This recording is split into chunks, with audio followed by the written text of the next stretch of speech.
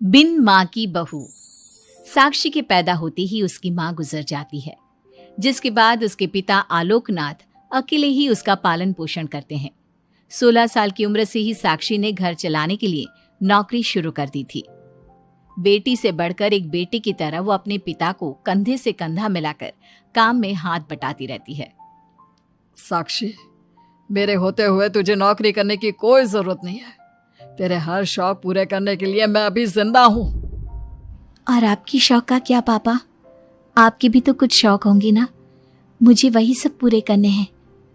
मेरे शौक का क्या बेटा, मैं तो बूढ़ा हो चुका हूँ। मेरे शौक तो तेरी माँ के साथ ही कब के मर चुके हैं।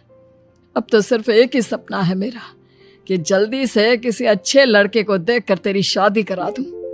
क्या पापा, आपकी हर बात मेरी शादी पर आकर ही क्यों अटक जाती है? अगर मैं चली गई तो आपका ख्याल कौन रखेगा? इसलिए मैं आपको छोड़कर कहीं नहीं जाऊंगी। अरे बेटा, एक ना एक दिन हर लड़के को जाना ही पड़ता है, तुझे भी जाना तो होगा ही। अपने पिता की बातों से निराश होकर साक्षी अपने रूम में चली जाती है। पिता से दूर होने के ख्याल से ही वो फूट फूट कर रोने लगती है। कुछ दिनों के बाद, आलोकनाथ जी, हमारी नजर में एक लड़का है। उसके पास बंगला, कार, सब कुछ है। सुना है करोड़पति लोग हैं वो। आप कहे तो आपकी बेटी के लिए बात करूं?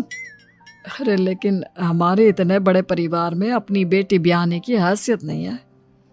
उन सब की चिंता मत कीजिए। उन लोगों को दहेज वगैरह कुछ नहीं चाहिए।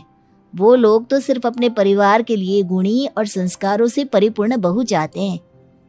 अगर ऐसी बात है तो आप उन लोगों से मेरी बेटी के बारे में बात कीजिए। मेरी बेटी में वो सभी गुण हैं जो वो अपने परिवार की बहू के लिए चाहते हैं। इस तरह वो साक्षी का रिश्ता लेकर अर्जुन नाम के लड़की के परिवार के पास जाता है। साक्षी की फोटो देखकर लड़के वाले उसे झट से पसंद कर लेते हैं, जिसके बाद अर्जुन के परिवार वाले साक्षी को देखने उसके घर पहुंचते हैं। आलोकनाथ जी, हमें तो आपकी लड़की फोटो में ही पसंद आ गई, और फिर भाई साहब ने आपकी लड़की की तारीफ भी बहुत की है। अब तो बस आप हमें उससे मिलवा ही दीजिए। साक्षी बिटिया, बाहर आना तो। साक्षी। अपने पिता की आवाज सुनकर साक्षी तुरंत बाहर आ जाती है और एक एक करके सभी के पैर छूती है। आलोकनाथ जी, आपकी बेटी तो सच में बहुत गुणवान और संस्कारी लगती है। बिटिया, क्या क्या शौक है तुम्हारे? पापा, और अपनी ज़रूरतें पूरी करने के अलावा मेरे और कोई शौक नहीं है। आपने अपनी लड़की को सच में बहुत अच्छे संस्कार दिए हैं भाई साहब। इसे अपने घर की बहू बनाना तो हमारे लिए सौभाग्य की बात होगी। इस तरह सबकी राजी खुशी से अर्जुन और साक्षी की शादी भी हो जाती है। साक्षी की सास उसे एक माँ का भरपूर प्यार देती है और कभी उसे मायके की कमी महसूस नहीं होने देती। साक्षी बेटा, तू आराम कर। सुबह से घर के काम पर लगी है, थक गई होगी अब बिटिया। नहीं माँ, मैं ठीक हूँ, आप चिंता मत कीजिए। मैंने कहा ना, अपने रूम में जाकर आराम कर। अरे काम की टेंशन मत ले। अपनी सास की जिद के आगे हार मानकर साक्षी अपने रूम में चली जाती है। थोड़ी देर बाद उसका पति भी वहां पहुंच जाता है।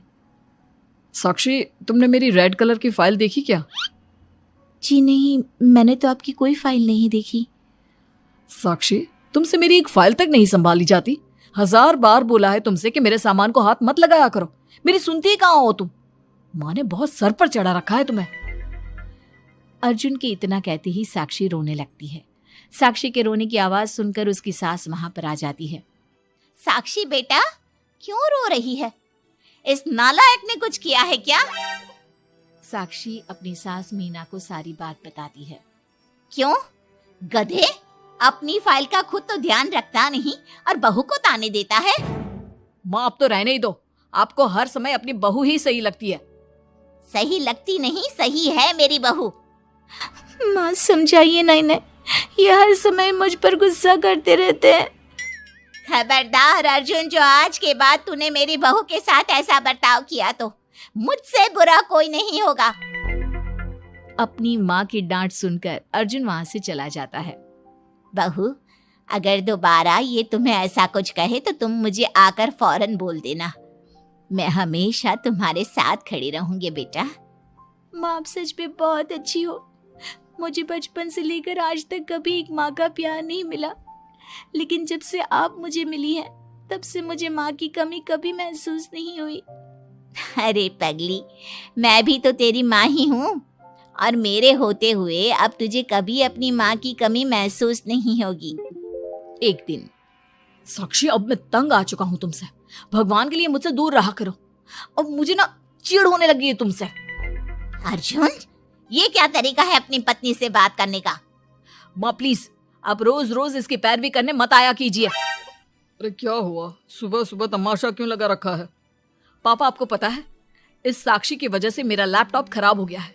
ऑफिस का पूरा डाटा इसी में था, और देखिए ना, इसने उसमें चाय गिरा दी। अब मैं अपने बॉस को क्या जवाब दूंगा? माँ, मेरा यकीन कीजिए, मैंने जानबूझकर चाय नहीं गिराई। मैं तो इन्हें दे रही थी चाय, लेकिन इन्होंने ही ठीक से नहीं पकड़ी। अच्छा, तब इसमें भी मेरी ही गलती है। वाह साक्षी, वाह। अर्जुन, तू बहू पर इतना क्यों भड़क रहा है? अब जो हो गया सो हो गया। सुन लेना ऑफिस में थोड़ी सी डांट। अब अपनी बीवी के लिए इतना तो कर ही सकता है ना तू। मैं आपके लिए दूसरा लैपटॉप ले आऊंगी, आप परेशान मत होइए। कोई जरूरत नहीं है उसकी, मैं खुद ले लूंगा। मेहरबानी करके अब मेरे सामान से दूर रहना। इतना कहकर अर्जुन वहां से चला जाता है, जिसके बाद साक्षी फूट फूट कर रोने लगती है। चुप हो जा बेटा, उसकी बातों का बुरा मत माना कर। अरे वो तो पागल है। मीना के इतना कहते ही साक्षी उसे कसकर गले लगा लेती है। माँ, आप नहीं होती तो मेरा क्या होता? मैं बहुत भाग्यशाली हूँ जो भगवान ने मुझे सास के रूप में मेरी माँ लौटा दी है। बेटा, जीवन में ये सब चलता ही रहता है, ऐसी बातों को दिल पर नहीं लगाना चाहिए। चल अब अपने आंसू पोंछ और मेरे साथ काम में हाथ बटा। इतना बोलते ही मीना रसोई की तरफ चल देती है। साक्षी भी अपनी सास के पीछे चल देती है और सभी बातों को भूलते हुए खुशी खुशी काम पर लग जाती है। मन ही मन साक्षी अपनी सास को हर जन्म में अपनी माँ के रूप में मांगने के लिए भगवान से प्रार्थना करती रहती है। ऐसे ही दिन बीतते रहते हैं। मीना हर समय ढाल बनकर अपनी बहू के लिए खड़ी रहती। तभी एक दिन पड़ोसी, मीना, तूने अपने बेटे के लिए यह कैसी बहू चुनी है जिसकी माँ उसके पैदा होते ही गुजर गई? अरे ये तो कुलक्षणी है। ऐसों के घर का तो पानी भी नहीं पीना चाहिए, और तूने उस घर से लड़की चुन ली। ये सब फालतू बातें हैं, ऐसा कुछ नहीं होता। मीना, तूने उस बिन माँ की बहू को बहुत सर पर चढ़ा कर रखा है। अभी भी वक्त है, संभाल ले उसे। कहीं ऐसा ना हो कि तेरे हाथों से फिसल जाए तेरी बहू। ये तुम लोग क्या बोल रही हो? मेरी बहू बाकी बहू जैसी नहीं है, वो तो कोहिनूर से भी कीमती है मेरे लिए। हमारा काम था तुझे समझाना। बहू को कभी भी बेटे से बढ़कर प्यार नहीं देना चाहिए, वरना उन्हें बिगड़ते देर नहीं लगती। और यहाँ तो तेरी बहू बिन माँ के पली बड़ी है। न जाने उसके बाप ने कैसे संस्कार दिए होंगे उसे। चुप करो तुम लोग, मैं अच्छे से समझती हूँ तुम लोग मुझे मेरी बहू के खिलाफ भड़काना चाहते हो। देख मीना, हम तेरी सहेलियां हैं, तुझे भड़काकर हमें कुछ नहीं मिलने वाला, लेकिन बहू को इतना सर पर चढ़ाना ठीक नहीं। हमारा काम तो सिर्फ तुझे आगाह करने का था, बाकी मानना न मानना तेरी मर्जी। चल मीना, अब हम लोग चलते हैं, तू अपना ध्यान रखियो। इतना बोलकर सभी लोग वहां से चले जाते हैं, जिसके बाद मीना घंटों तक सोच में डूब जाती है और अपने बहू के प्रति इतनी सारी बातें सुनकर कहीं ना कहीं उसके मन में भी साक्षी के लिए हीन भावना जन्म लेती है। तभी वहां पर साक्षी भी आ जाती है। माँ जी, ये लीजिए चाय। रख दे और जा। क्या हुआ माँ जी, आप कुछ उखड़ी उखड़ी सी लग रही हैं। कहाँ ना जाए यहाँ से, एक बार में तुझे सुनाई नहीं देता क्या? अपनी सास का बदला सा व्यवहार देख साक्षी तुरंत वहां से चली जाती है। अगले दिन, बहू, बहू, कहाँ चली गई? साक्षी! जी माँ जी। ये क्या, घर इतना गंदा कैसे हो रखा है? कभी हाथ पैर भी मार लिया कर इधर उधर, वैसे तो सारा दिन घर में नाचती रहती है। मैं अभी पूरा घर अच्छे से साफ कर देती हूँ माँ जी। एक हाथ में झाड़ू और दूसरे हाथ में बाल्टी लिए साक्षी चुपचाप घर के कामों में लग जाती है। शाम में, साक्षी, ऑफिस में मेरी कल बहुत जरूरी मीटिंग है, मेरे कुछ कपड़े प्रेस कर दो, मुझे कल जल्दी निकलना है। जी अभी कर देती हूँ। साक्षी अर्जुन के कपड़े प्रेस कर ही रही होती है, तभी उसके ससुर उसे आवाज लगा देते हैं, जिस पर वो भागते हुए उनके पास जाती है। और थोड़ी देर बाद जब रूम में आती है तो वो देखती है कि अर्जुन के कपड़े बुरी तरह से जल चुके थे। मैंने कहा था ना तुमसे कि कल ऑफिस के मीटिंग में मुझे यही कपड़े पहनने हैं, उसके बाद भी तुमने मेरे कपड़े जला दिए। मुझे माफ कर दीजिए, मुझसे गलती हो गई। ये कोई छोटी मोटी गलती नहीं है, समझ में आ रहा है तुम्हें? शोर की आवाज सुनकर अभय और मीना भी वहां पहुंच जाते हैं। क्या हुआ, तुम दोनों लड़ क्यों रहे हो? पापा देखिए ना, इसने मेरी नई शर्ट जला दी जो मैं कल मीटिंग में पहनने वाला था। बेटा उसे मैंने ही आवाज दी थी, इसलिए वो शायद जल्दबाजी में प्रेस का बटन बंद करना भूल गई होगी। पापा अब आप भी माँ की तरह इसका साथ दे रहे हैं। अर्जुन, इस बार तू सही है और बहू गलत। आखिर वो इतनी लापरवाह हो कैसे सकती है? माँ जी प्लीज मुझे माफ कर दीजिए। अब तुम्हारी सजा ये है कि अभी और इसी वक्त तुम मेरे बेटे के लिए हूबहू ऐसी ही शर्ट ढूंढ कर ले आओ। जाओ। तुम्हारा दिमाग खराब हो गया है क्या? इस समय कहाँ जाएगी हमारी बहू? और अब तो सारी दुकानें भी बंद होने वाली होंगी। अगर दुकानें बंद हो भी गई होंगी तो उसे खुलवाकर मेरे बेटे के लिए शर्ट लेकर आओ। माँ रहने दीजिए, इन सब की कोई जरूरत नहीं है। पापा ठीक कह रहे हैं, इस समय कहाँ जाएगी ये? मैं कोई दूसरा शर्ट पहन लेता हूँ। मैंने जो कह दिया सो कह दिया। अब गलती इसने की है तो सुधारना भी इसे ही पड़ेगा। जाकर शर्ट लेकर आओ।